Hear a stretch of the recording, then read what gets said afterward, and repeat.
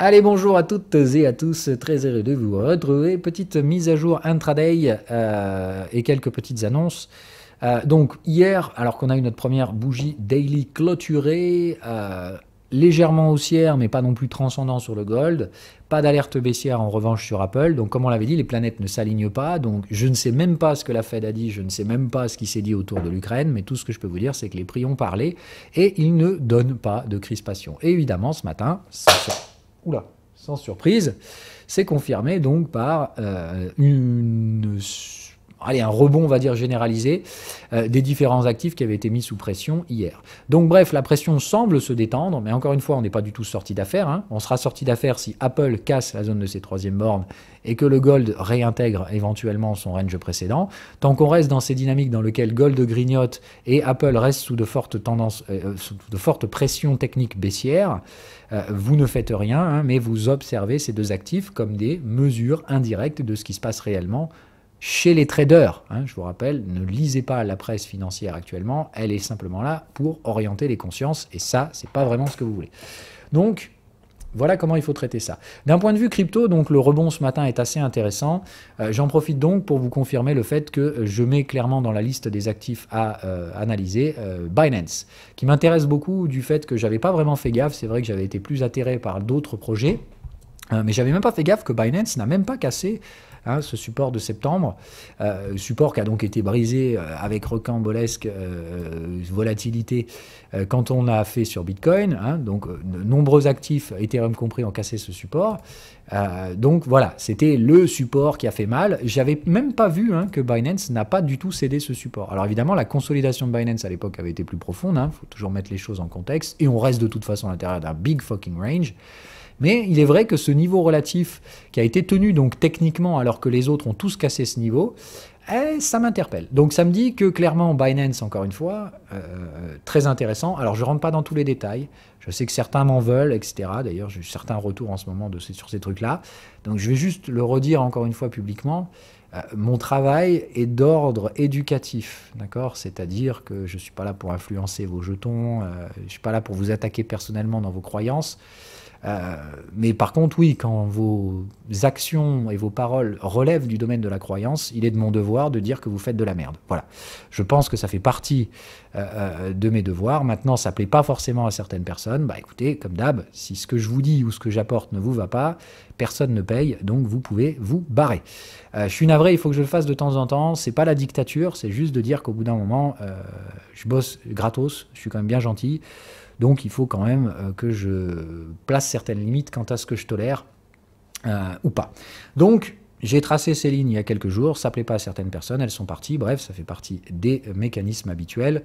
Hein, donc je ne veux plus de dérives idéologiques et mathématiques sur les systèmes de consensus. On reste ici sur une ligne qui a été tracée clairement sur donc la seule utilisation qu'on fait des modèles de consensus et de leurs différences, c'est au niveau du modèle économique de la répartition de richesse à l'intérieur de ces consensus. C'est le prisme de lecture que j'impose dans la série de vidéos qu'on a faite et dont on va continuer, évidemment, les analyses. Donc, à ce jour, on a Link, Cosmos. J'ai pas fait Ethereum, mais le business model d'Ethereum est très facile. Il est connu de tout le monde, hein, donc on refera le business model Ethereum et l'étude de son tokenomics dans l'émission finale, hein, dans laquelle on va synthétiser tout ça, mais ça ira très vite. Le business model de Bitcoin, tout le monde l'a compris, donc son tokenomics aussi, donc je fais pas d'émission spécifique sur ce dernier. On le traitera lui aussi à l'intérieur de la vision globale. Me reste à traiter donc Solana et BNB qu'on va donc rajouter dans cette liste. Et on aura donc pour moi l'essentiel, hein, et je vous rappelle que c'est une liste non exhaustive, c'est la liste que je place moi parce que ce sont les choix que j'ai fait moi, mais je n'impose pas mes choix comme d'hab. Hein. C'est juste de dire, moi je parle de ce dont je trade, parce que c'est une forme d'illégitimité que je ne veux pas franchir, de parler de trucs que j'aime pas ou que je traite pas. Donc je ne voulais pas traiter Avax, mais vous l'avez choisi, donc je l'ai traité, ok ? Et libre à vous encore de comprendre que c'est la méthodologie d'analyse que j'ai utilisée qu'il faut utiliser vous-même si vous voulez analyser d'autres actifs que je n'analyserai pas personnellement. Donc Polkadot, je le ferai probablement pas. Mais si vous voulez le faire, vous suivez la même rhétorique, c'est-à-dire vous regardez la distribution du supply par rapport aux autres, est-ce qu'elle est plus ou moins concentrée pour la team, pour les investisseurs, combien on a levé de fonds, etc. Okay, de toute façon, je ferai une émission récapitulative où on fera des tableaux pour comparer effectivement le positionnement relatif des uns ou des autres, les différentes transitions économiques qu'elles doivent opérer, ces blockchains, pour pouvoir produire de la croissance, parce que l'état dans lequel on est aujourd'hui n'est pas l'état dans lequel on va pouvoir produire une nouvelle croissance pour continuer de déplacer les prix. Donc chacun de ces projets, on a émis des hypothèses quant aux directions qu'ils vont devoir mettre en place, soit via les roadmaps qu'ils ont publiés, pour ceux qui les ont publiés, soit ce que je suppose, puisque désolé, à Vax, il n'y a pas de putain de roadmap, donc je ne peux pas non plus l'inventer le truc, mais bien de comprendre que j'ai essayé de vous faire saisir où je voyais la valeur de ce projet et vers quoi il doit se diriger pour pouvoir espérer relancer un nouveau cycle de croissance. Okay, c'est ce qu'on va faire sur chacun des projets qu'on analyse. Okay, et comme ça, à la fin, on va pouvoir dresser un grand tableau qui récapitule tout ça. Et j'espère qu'à ce moment-là, vous comprendrez pourquoi j'avais fait cette série de vidéos. Pas pour vous imposer mes choix personnels, mais parce que c'est un choix que j'ai fait de ne traiter que ce que je traite moi. C'est pas pour vous influencer, mais c'est pour moi, d'un point de vue éthique, je ne peux pas parler d'un truc que je ne traite pas, sauf si vous me l'imposez. Donc ça a été le cas pour Avax, et c'est probablement la seule fois où je l'ai fait. Et je le regrette un peu personnellement d'ailleurs. Mais bon, vous vouliez que je traite ce truc correctement, je l'ai fait maintenant. Donc on finira cette série avec Binance, et donc Solana que j'avais déjà annoncé, mais j'y ajouterai Binance, j'hésitais un peu, je le ferai. Monero, on ne le fera pas spécifiquement, puisque c'est une thématique privacy, et je la traiterai donc à sein de l'émission finale. Hein. Donc Monero n'a pas besoin que je fasse 1 heure d'émission dessus pour comprendre son business model, ce sera très vite traité au sein de l'émission de conclusion. Donc, si je schématise, il nous reste à faire Solana, il nous reste à faire Binance derrière, parce que c'est hyper important, je pense, en termes de positionnement relatif. Il y en a d'autres qui mériteraient d'être dans la liste. Clairement, Polkadot a un business model très particulier, mais comme je ne le traite pas, donc je le traiterai, comme je le trade pas, je ne le traiterai pas, mais j'espère que vous aurez la capacité de le faire vous-même, c'est-à-dire dans votre propre tableau global, si vous tradez DOT, faites cette analyse vous-même, et à la fin, mettez-le dans votre propre tableau perso. Ok ? Bon, maintenant que tout est recadré, donc on avance.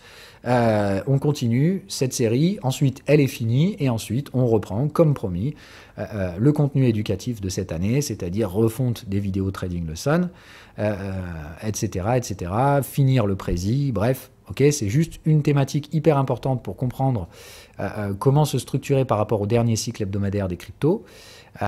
C'est la raison pour laquelle cette série de vidéos est faite, ok, et après, évidemment, donc on revient sur le contenu éducatif. Voilà. Ceci dit d'ailleurs, en parlant de contenu éducatif, on est mardi, donc on se retrouve à midi dans la live room pour faire des analyses et des mises en pratique, bref, des exercices, des TP, parce que c'est comme ça qu'on apprend, les gars, en pratiquant et en bouffant du graphique. Donc on va bouffer du graphique ensemble à midi pour ceux qui le peuvent, replay pour les autres comme d'hab. Voilà le programme de la journée. Et donc demain, j'essaye de vous placer Solana.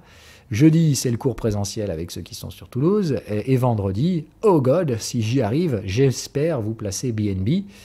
Et la semaine prochaine, on pourra donc, dans ce cas-là, faire l'émission de synthèse, celle dans laquelle j'espère que vous comprendrez pourquoi j'ai fait tout ça. En attendant, eh ben, attendez que je produise le contenu, travaillez de votre côté, bref, voilà comment je veux que ça se structure ici. Bye bye!